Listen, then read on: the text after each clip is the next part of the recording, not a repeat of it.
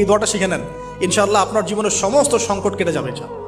আমি নিজেও এই দোয়াটা বেশি বেশি করার চেষ্টা করি। দোয়াটা হচ্ছে, মুসা আলাইহিস সালাম একটা গাছের নিচে হেলান দিয়ে বসলেন, বসে দেখলেন দুজন মেয়ে দাঁড়িয়ে আছে দূরে, পানি নিতে পারছে না।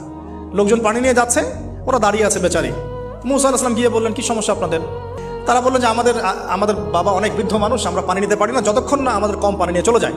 তো মুসা আলাইহিস সালাম তো একটু বললাম না, ফিজিক্যালি খুব স্ট্রং ছিলেন, থাকে না বডি বিল্ডার, সামনে গিয়ে কথা বলে সরো পানি দিতে দাও, তখন মানুষ একটু মূল্যায়ন করে না।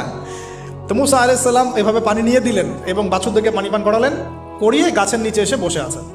বসে বসে তিনি দোয়া করছেন, এই যে দোয়াটা তিনি দোয়া করছেন, রব্বি, একটা নেক কাজ করলেন, নেক কাজ করলেন না, মানুষের উপকার করলেন, নেক কাজ করে এসে গাছের নিচে বসে দোয়া করছেন, আল্লাহ এখানে তো আমার খাবার পানি বাসস্থান কিছুই নাই, আমি কি করব?